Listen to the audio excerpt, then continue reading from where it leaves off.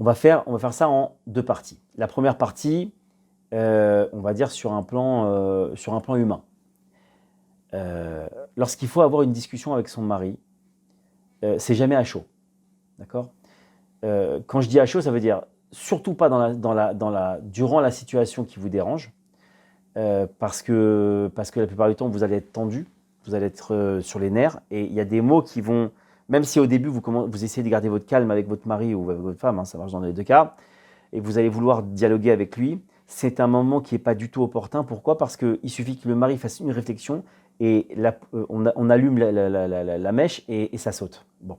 Donc, il va falloir choisir, il faut choisir, c'est pas facile, d'accord, mais il faut vraiment choisir un moment propice à la discussion, si vous voulez discuter avec votre époux, un moment où vous êtes au calme, un moment où vous sentez que lui est réceptif, que vous n'êtes pas sur les nerfs, que vous avez pas, le ressenti, il a baissé, vous sentez que vous êtes plus apte à discuter avec lui, d'accord, de ce problème-là. Bien qu'il vous tienne à cœur, mais ça, c'est fondamental. Donc ça, c'est la première partie. Au passage, dans cette première partie, il est impératif de prier avant d'aller voir son mari, de prier à Hachem et de demander à Hachem d'avoir les mots, d'avoir les bons mots qui ne vont pas blesser, que vous ne vous énerviez pas, que vous preniez pas ça à cœur, que vous ayez le recul pour pouvoir parler à votre mari, que vous cherchiez la paix, que vous demandiez à Hachem, Hachem, donne-moi cette recherche de paix. Il faut toujours chercher la paix. Il faut toujours chercher de faire le shalom avec ses proches et les autres. Parce que celui qui cherche à faire la paix avec lui, avec les autres, Hachem va faire en sorte qu'il soit toujours en paix. D'accord? Il soit toujours dans des situations de paix. C'est très très important. D'où on apprend ça? On apprend ça de Aaron. Aaron, c'est le frère de Moïse, de Moshe.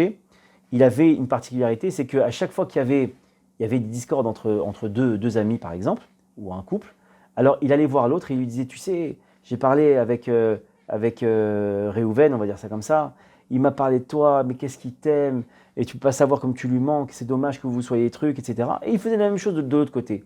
Et qu'est-ce qui se passe? À un moment donné, évidemment, les deux se sont rencontrés et sont allés l'un vers l'autre, ils se sont rabibochés, ils se sont embrassés, etc. Et ça a créé un shalom extraordinaire. Hachem aime la paix. Un des noms d'Hachem, si je puis dire, c'est le mot shalom. Donc il faut absolument le chercher. Et Hachem, il aime les gens qui font la paix, qui cherchent la paix. Donc dans un couple, surtout dans un couple, où on dit que la présence divine, elle est là quand il y a une entente conjugale, et à l'inverse, elle quitte le couple lorsqu'il n'y a pas d'entente conjugale, il faut vraiment, vraiment chercher la paix. Chercher la paix, encore une fois, donc c'est préparer cet entretien-là, avec des prières, demander à Hachem, en lui disant, Hachem, tu sais, je veux la paix parce que c'est une chose importante. On va expliquer après aussi une autre notion dans la paix, mais voilà, bref. Donc ça, c'est la première partie, on va dire, la partie humaine. La partie prière. La partie prière, il faut déjà se faire déjà un check-up. Pourquoi ça vous dérange, cette situation-là? Encore une fois, humainement parlant, j'entends que ça vous dérange. Mais maintenant, toujours vous avez cette réaction-là. C'est pas votre mari qui a mis en place cette situation-là, c'est Hachem qui a mis cette situation-là.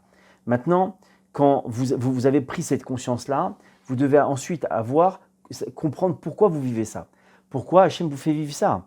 Pourquoi vous avez ce ressenti-là? Alors toujours avoir cette gymnastique-là de se dire, si je ressens ça, c'est que j'ai fait ça, quelque part. Donc il faut que je regarde, est-ce que je n'ai pas fui devant mes responsabilités avec quelqu'un d'autre? Peut-être devant Hachem, ou un autre être humain, un proche, pas un proche, peu importe. D'accord? Et le ressenti que vous avez, sachez que c'est le ressenti que l'autre a eu. D'accord?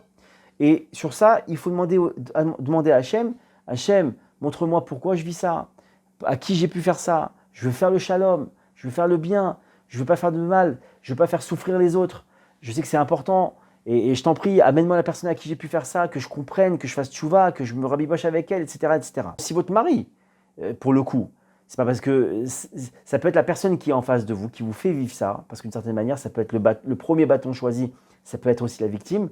Maintenant, si ce n'est pas la victime, alors il faut chercher à qui vous avez pu faire ça. Donc ça, c'est les deux volets, j'ai envie de vous dire, sur lesquels vous devez vous pencher, à savoir comment réagir face à cette situation-là. Mais surtout, pas de discorde, toujours la paix. comprenez, pourquoi j'insiste là-dessus. Vous savez que dans la Gemara, on parle d'une femme, dans la Torah, mais aussi dans la Gemara, on parle de la femme ce qu'on appelle Sota. La femme Sota, c'est une femme qui était accusée, à tort ou à raison, d'avoir fait adultère. Maintenant, comment on prouvait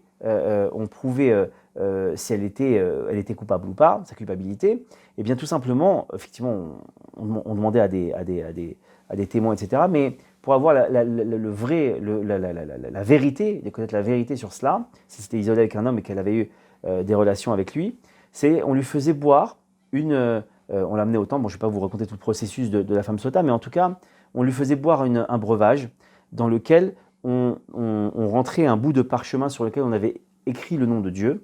Et l'encre, lorsqu'on faisait pénétrer ce parchemin dans l'eau, l'encre par laquelle on avait écrit le nom d'Hachem s'effaçait dans ce liquide et elle devait boire l'eau. Il faut savoir qu'il y a une chose qui est très très grave dans notre religion, c'est d'effacer un des noms de Dieu. D'accord ? Et pourtant, on voit que c'est un process qu'Hachem avait mis en place, avait demandé à ce qu'on fasse pour prouver la culpabilité ou pas de cette femme-là.